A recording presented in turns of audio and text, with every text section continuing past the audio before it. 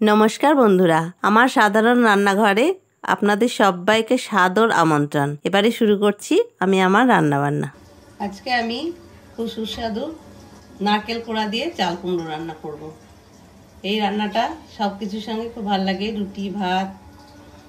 এবারে আসুন রান্নাটা আমি শুরু করি। আজকে আমার লাগছে, আমি চাল কুমড়োটা নিয়েছি, কুচো কুচো করে কেটে নিয়েছি, আর নারকেল কোড়া দিয়ে চাল কুমড়োটা আমি রান্না করব।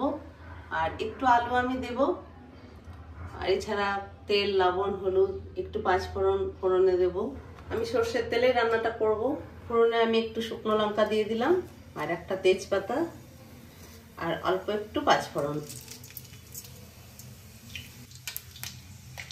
শুরুতেই আমি আলুটা ভেজে নেব। আলুটা আমি বেশ ভালো করে ভেজে নেব। আলুটা আমার ভাজা হয়ে গেছে, আলুটা আমি তুলে নেব। ওই তেলের মধ্যেই আমি এবার কুচনো চাল কুমড়োটা ছেড়ে দিলাম।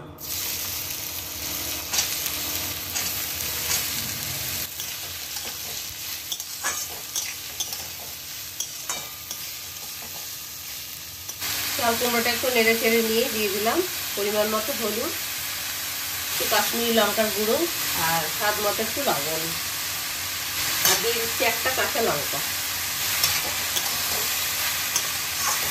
এবারে এগুলো দিয়ে একটু ভালো করে কষিয়ে নেব চাল কুমড়োটাকে।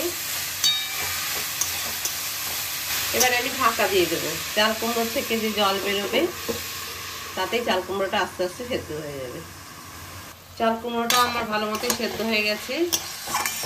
আমি ঢাকা দিয়ে দিয়ে সেদ্ধ করে নিয়েছি ভেজে রাখা আলুগুলো।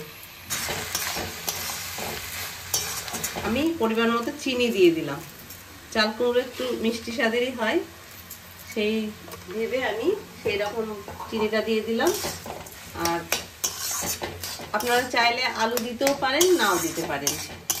আলুটা আমি একটু দিয়েছি, তাহলে চাল কুমড়ো যে একটু জল জলে যদি হয় সেটা আলুর জন্য চাল কুমড়োটা আঠা আঠা হয়ে যাবে, খেতেও ভালো লাগবে। আমি কোনো আটা বা ময়দা কিছুই ব্যবহার করব না।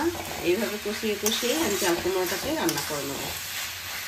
চাল কুমড়োটা আমার ভালো মতোই কষানো হয়ে গেছে। এবার আমি দিয়ে দিচ্ছি নারকেল কোড়া। নারকেল কোড়া দিয়েও আমি খানিকক্ষণ এটাকে কষিয়ে নেব।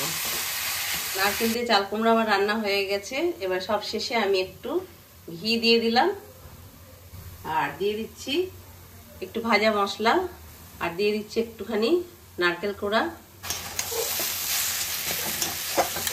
এবারে এগুলো দিয়ে সব আমি একসঙ্গে ভালো করে মিশিয়ে নেব। এইভাবে চাল কুমড়ো নারকেল কোড়া দিয়ে রান্না করলে খেতে কিন্তু খুবই ভালো হয়। আর এটা দিয়ে ভাত, রুটি, পরোটা সবের সঙ্গে এটা খুব ভালো লাগে খেতে। আশা করছি আমার রান্না আপনাদের ভালো লাগবে, আর যদি ভালো লাগে তাহলে অবশ্যই জানাবেন। ভালো থাকুন, আনন্দে থাকুন। ধন্যবাদ।